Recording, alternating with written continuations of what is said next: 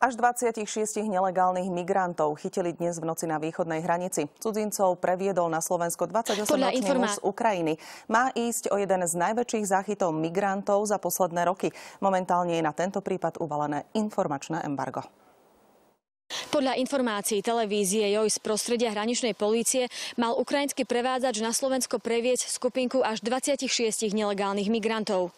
Ide o cudzincov rôznych národností. Hraniční policajti ich spolu s prevádzačom chytili neďaleko obce Ubľa. Zatiaľ nevieme, či cudzincov prevážal alebo zdolali hornatý terén slovensko-ukrajinskej hranice peši. My sme sa ešte zatiaľ nestretli s takouto veľkou skupinou, nemali sme priamy kontakt. Čím väčšia je skupina migrantov, tým je väčšie riziko, že bude odhalená. Paradoxne je však väčšia skupina viac v bezpečí. Ak je nejaký problém, tak väčšia skupina si skôr dokáže poradiť. Podľa odborníčky nie je ojedinelé, že sa cudzinci z rôznych štátov stretnú na území Slovenska vďaka jednému prevádzačovi.